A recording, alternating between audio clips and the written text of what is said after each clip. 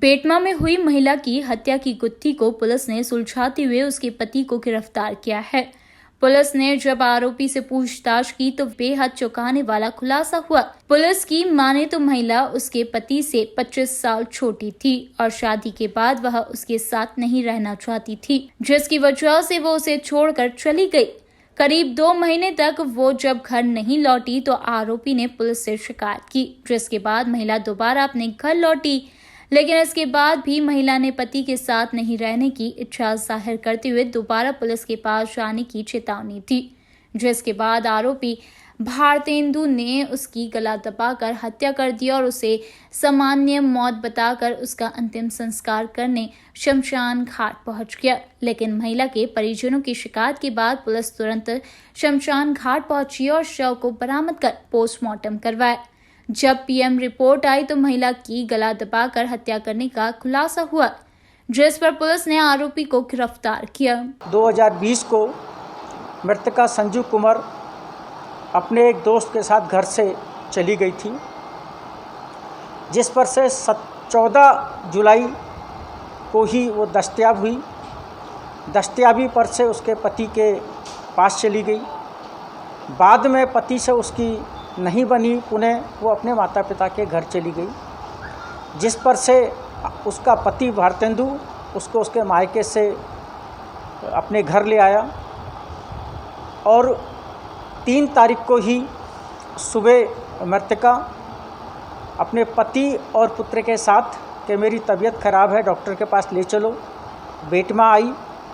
जैसे ही उसकी मोटरसाइकिल रुकी, उसने थाने जाने के लिए कोशिश की, परंतु तब उसके पति ने उसको थाने नहीं जाने दिया और थाने से पहले ही वापस उसके घर ले गया और घर ले जाकर उसने उसके बाल काट दिए और बाद में कि मृतका ये उसकी शिकायत करेगी और उसकी जो बेइज्जती हुई कि उसकी पत्नी चली गई, इसी से उसने रात में उसकी गला दबाकर हत्या कर दी। इस पूरी तरह से अज्ञात घटनाक्रम को खुलासा करने में एसटीओपी देपालपुर और थाना प्रभारी बेटमा तथा उनकी टीम द्वारा लगातार 2 दिन तक बहुत मेहनत की और आरोपी को गिरफ्तार करके माननीय न्यायालय पेश किया जा रहा है। तत्काल थाना प्रभारी बेटमा और एसटीओपी देपालपुर मौके पर पहुँचे। चिता जल रही थी। चिता को ठंडा करके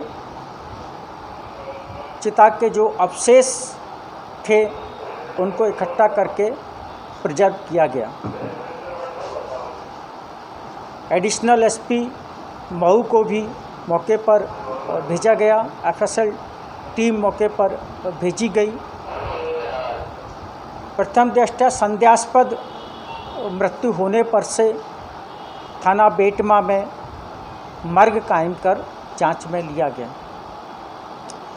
घटनास्थल के निरीक्षण से, घटना की परिस्थितियों से तथा पूर्व के जो हालात थे उनको देखते हुए जब मृतका संजू कुमार के पति भारतेंदु उर्फ दिलीप से थाना प्रभारी बेटमा श्री संजय शर्मा और एसटीओपी श्री देपालपुर श्री संजय चतुर्वेदी की टीम तथा इनके द्वारा लगातार घंटों तक पूछताछ की तो ये स्पष्ट हुआ कि मृतका के पति ने ही पूर्व घटना क्रम से अपने आप को अपमानित महसूस कर अपनी पत्नी की गला घोंटकर हत्या कर दी और पहले उसको सुसाइड का नोट फांसी का रूप देने के लिए गले में फंदा डालकर लटकाने का प्रयास किया। बाद में उसने अपने रिश्तेदारों को बताया कि इसकी हार्ट अटैक से मृत्यु हो गई और वह उसको सीधे शमशान में ले जाकर तुरंत में उसको जला दिया।